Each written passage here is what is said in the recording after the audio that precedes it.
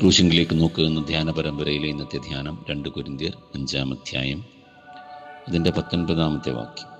ദൈവം ലോകത്തിന് ലംഘനങ്ങളെ കണക്കിടാതെ ലോകത്തെ ക്രിസ്തുവിൽ തന്നോട് നിരപ്പിച്ചു. ദൈവം ലോകത്തിന് ലംഘനങ്ങളെ കണക്കിടാതെ ലോകത്തെ ക്രിസ്തുവിൽ തന്നോട് നിരപ്പിച്ചു. ഈ നിരപ്പിൻ്റെ വചനം ഞങ്ങളുടെ പക്കൽ പരമേൽപ്പിച്ചും ഇരിക്കുന്നു. God reconciled the world to himself through Christ. യേശുക്രിസ്തുവിലൂടെ ലോകത്തെ തന്നോട് നിരപ്പിച്ചു. ദൈവത്തിൽ നിന്ന് അകന്നുപോയ, ദൈവത്തിൽ നിന്ന് മാറി നിൽക്കുന്ന ലോകത്തോട് തൻ്റെ ദിവ്യമായ സ്നേഹനിമിത്തം, തൻ്റെ കരുണ നിമിത്തം, ദൈവികമായ ആർദ്രത നിമിത്തം ക്രിസ്തുവിൽ ചേർത്ത് പിടിക്കുന്ന അനുഭവമാണ് നിരപ്പ്. നിരപ്പ് എന്ന വാക്ക്, റെക്കൺസിലിയേഷൻ എന്ന വാക്ക് അതീവ പ്രധാനമാണ്. കർത്താവായ യേശുക്രിസ്തുവിലാണ് ഈ നിരപ്പ് സാധ്യമായത്. കർത്താവായ യേശുക്രിസ്തുവിനെ ധ്യാനിക്കുമ്പോഴൊക്കെ ദൈവത്തിന് ലോകത്തിൻ്റെ ലംഘനങ്ങളെ കണക്കിടാതെ ലോകത്തെ പുതുക്കി ലോകത്തെ സ്നേഹിക്കുന്ന ക്രിസ്തുവിനെ കാണുവാൻ സാധിക്കും.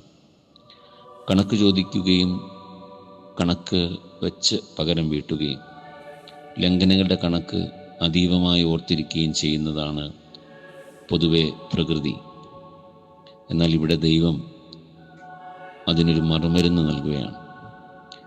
പ്രപഞ്ചത്തിൻ്റെ, ലോകത്തിൻ്റെ ലംഘനങ്ങളെ, ആ കണക്കിനെ മറന്നുകൊണ്ട് ഒരു സ്നേഹത്തിൻ്റെ കണക്ക്, ആ കണക്കിനെ മറന്നുകൊണ്ട് കരുതലിൻ്റെ പുതിയൊരു കണക്ക്, ലംഘനങ്ങളുടെ കണക്കിനെ മറന്നുകൊണ്ട് ആർദ്രതയുടെ പുതിയൊരു കണക്ക്, അവിടെയാണ് നിരപ്പ് സാധ്യമാകുന്നത്.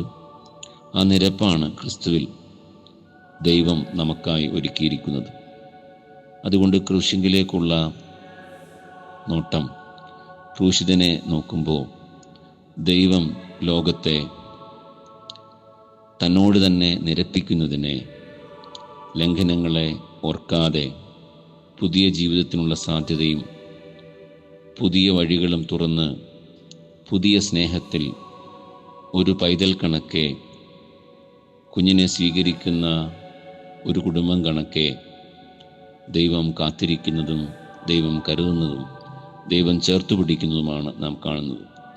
അതുകൊണ്ട് തന്നെ മടങ്ങി വരാനും തിരികെ വരാനും വീണ്ടും കയറി ചെല്ലാനും ദൈവത്തിൽ, പ്രപഞ്ചത്തിന്, മനുഷ്യർക്ക് ഇടമുണ്ട് എന്ന തിരിച്ചറിവാണ് കുരിശ്.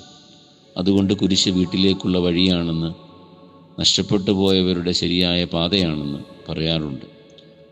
കുരിശിൽ നോക്കുമ്പോഴാണ് ദൈവം ലംഘനങ്ങളെ കണക്കിടാതെ ലോകത്തെ സ്നേഹിച്ചു, ലോകത്തെ നിരപ്പിച്ചു. ആ നിരപ്പ് ധൈര്യവും പ്രത്യാശയും നൽകട്ടെ. ആമേൻ.